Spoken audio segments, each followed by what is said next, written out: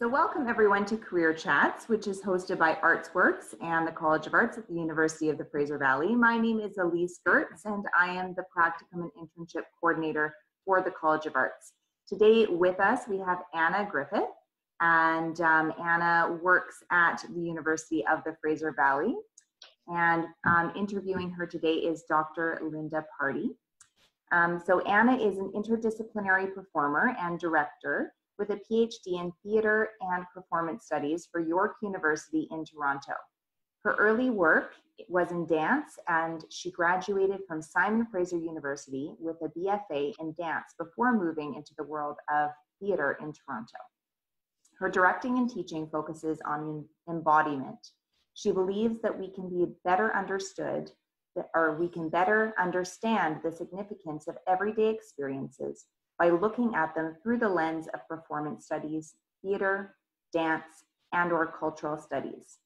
Through her experience and work with the liberal arts, Anna has discovered alternative ways of knowing, seeing, and expressing research. Welcome, Anna. Thank you. And today interviewing her, as I said, is Dr. Linda Party. Linda is the Associate Dean of Students for the College of Arts, where she encourages and supports faculty and students to recognize the embedded work-life career development that is fostered by a humanities and social science education. Her research agenda is committed to ensuring liberal arts grads know they are equipped to tackle today's challenges and numerous career opportunities. So welcome, you guys, to the 10 by 10 challenge. Thanks, Elise, for organizing us and bringing us together. That's amazing to have this opportunity to spend a few moments here with Anna. And thank you, Anna, for taking the 10 by 10 challenge. We're really excited.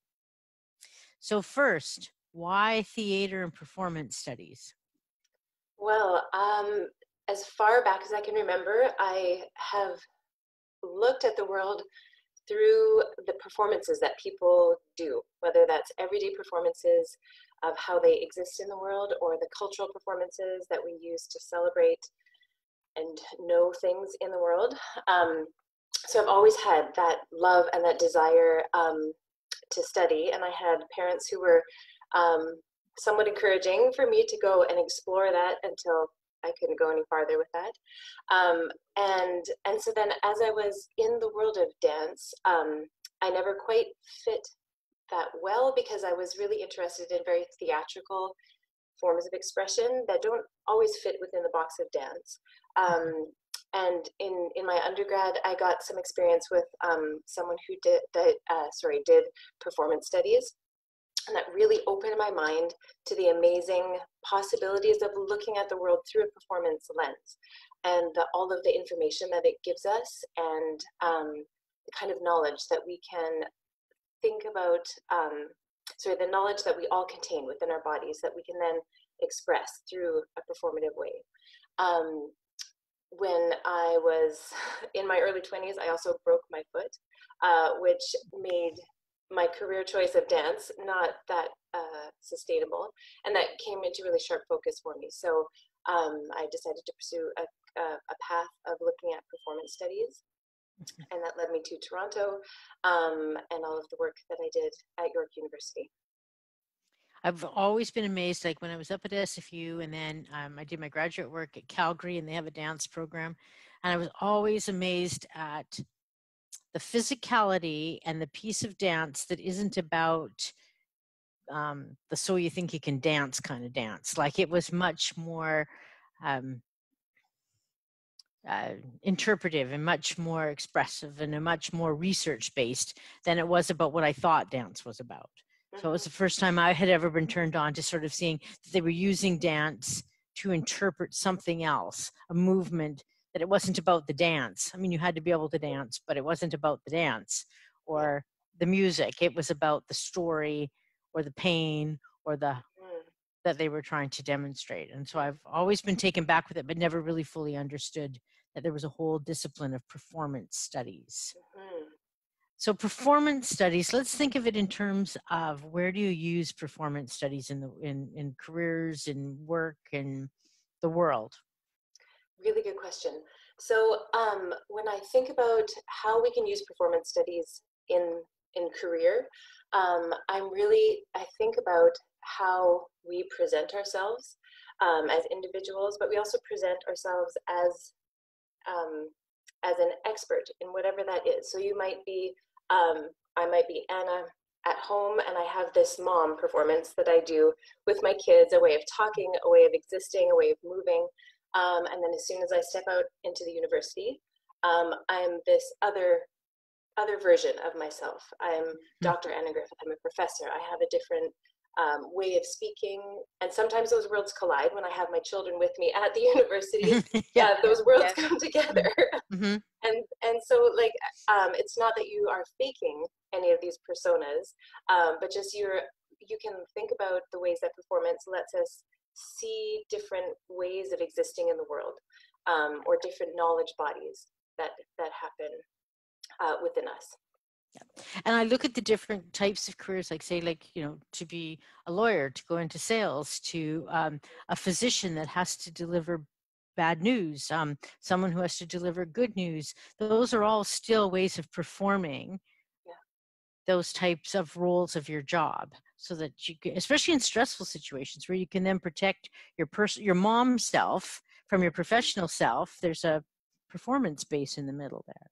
Absolutely. And because performance is about communication between the performer and the spectator, and if you adjust that language to be between the salesperson and their customer, or between the doctor and the patient, or whoever that is, it's really just about communication. And so like performance studies and theater specifically can really help us think about how to communicate, how to empathize, how to imagine ourselves in other people's shoes, which I think is critical in any career that you want to go into.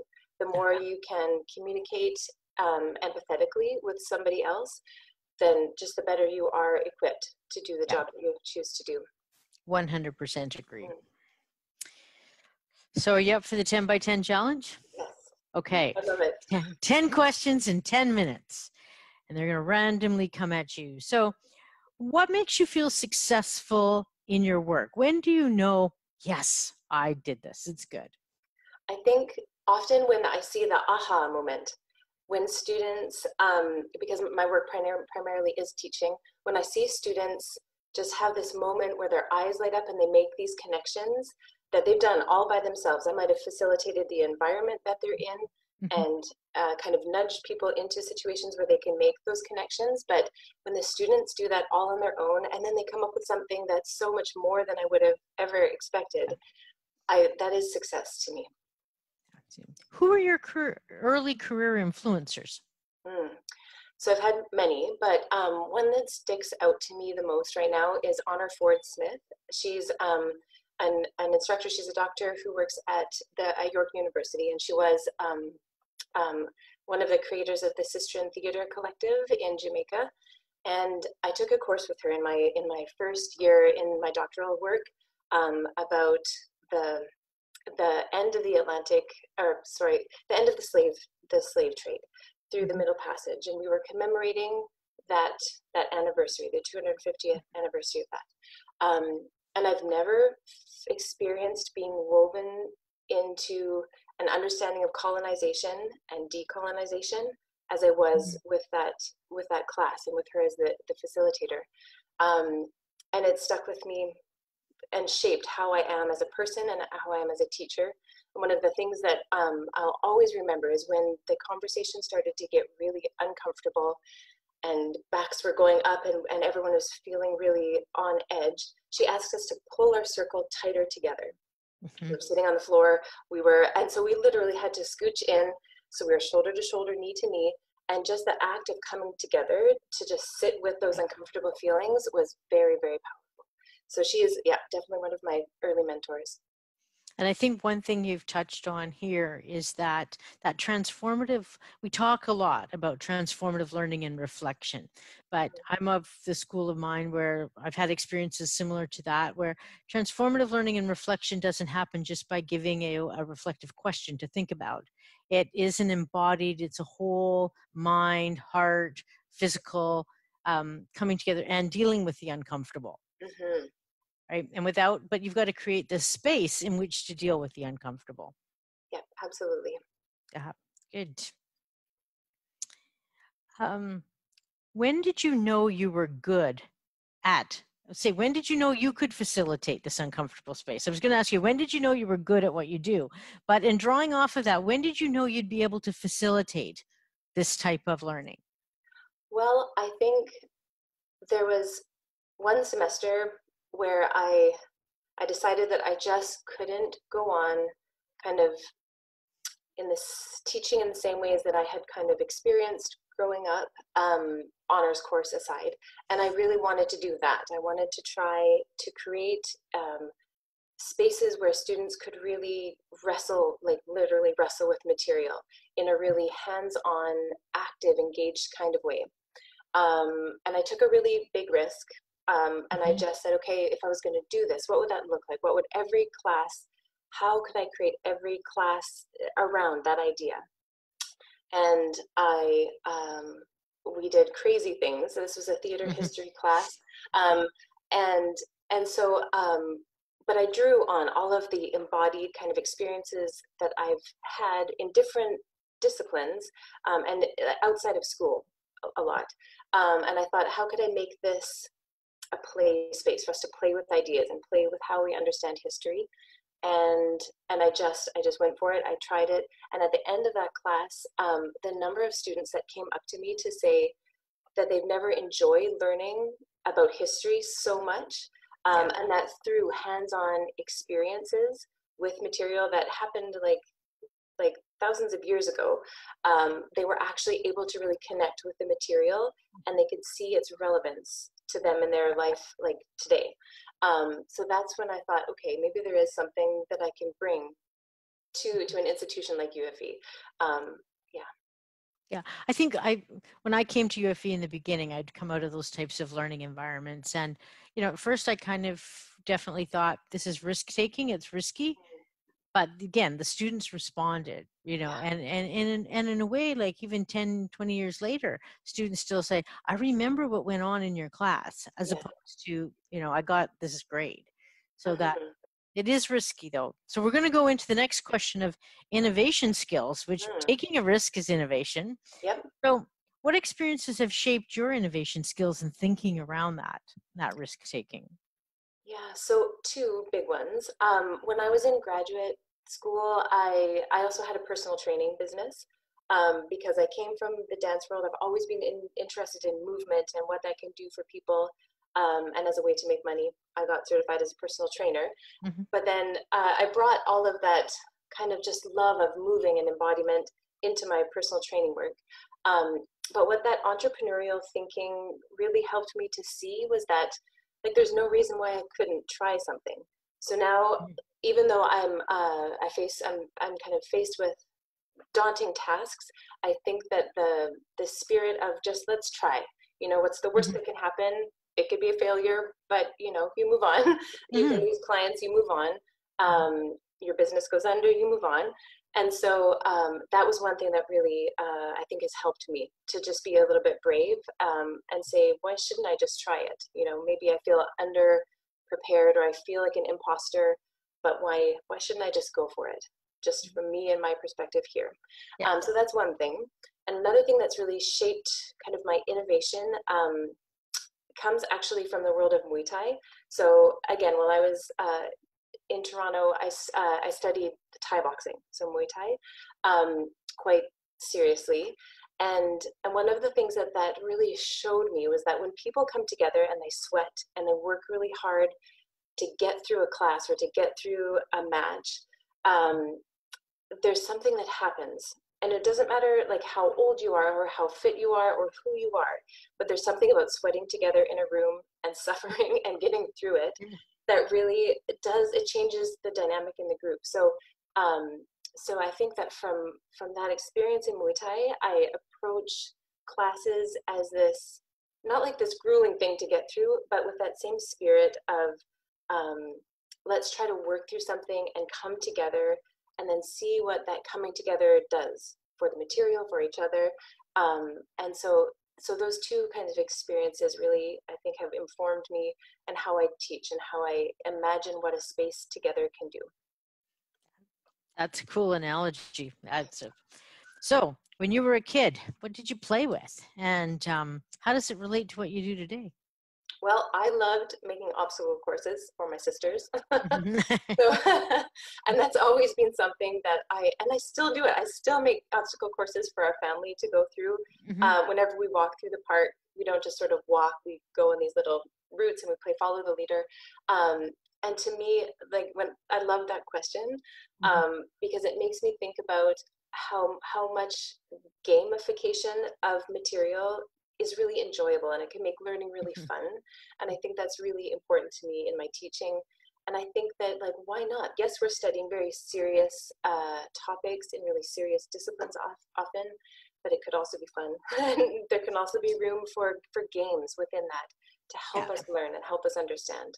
Yeah. One of my favorite authors in education is Nell Nodding. She talks about how no one can learn if they're unhappy, but Yeah. she doesn't talk about happy as in like throw a birthday party and entertain people.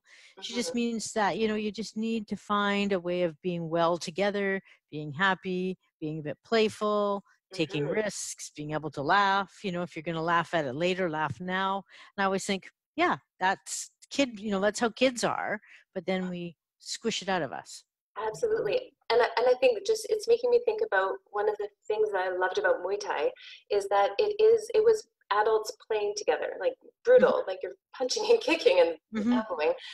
But it is that, like, it's not happy as a birthday party, as you said, but it's that playfulness that allows you to take risks. And from those risks, then you can get these really great insights, or yeah, it just becomes a Yeah. more expansive experience. Yes. Describe a place that's had an impact on you. Hmm. I lived in Paris for a year in my early 20s as a nanny because Hmm. that's how I could be in Paris for a year. Hmm. Um, and that shaped me like so deeply in the sense that art and expression and culture it's a right. In terms of Hmm. how Paris is structured, there is art everywhere. There's history everywhere. Um, but museums and galleries are free for people under 26. They're free for the public on one Sunday every month. And just the idea that everybody, no matter what your age, race, economic status is, has access Hmm. to amazing art. And it doesn't necessarily need to be the big museums or the big galleries, but the performance that happens in the streets, the huge mobs of people on roller skates. When I lived there, that was a big thing. Every Yeah. Friday night, they would just take over the city and they would roller skate through the city, and that's performance. And so that was really impactful. That I just it was the first time that I'd been in a place where art and culture is just so vividly everywhere. And I wanted that for my life. I wanted to do Yeah. that. So, how do your personal values impact your work? They shape it fundamentally. As I was mentioning with honors class, it really started my decolonial journey, and since then, it factors into how I see the world, how I think that education can move forward in a way that can actually undo some of the damage that it's done, as a structure, and I think that I I do have a personal call to action from the Truth and Reconciliation Committee.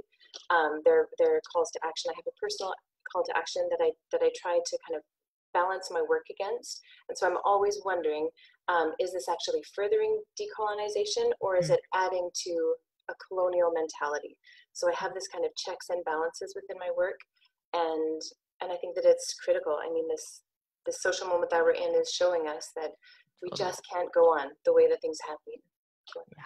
Yeah, I think you're really right about this social moment, and it's the one thing I'm missing about being in class with students right at this red hot moment in time, because online it's not as easy to have those what's going on kind of conversations that allow you to go to those uncomfortable spaces Mm, yeah. that then leads to a decolonizing kind of discussion that happens serendipitously. Hmm. Like, it's so planned online. Yeah.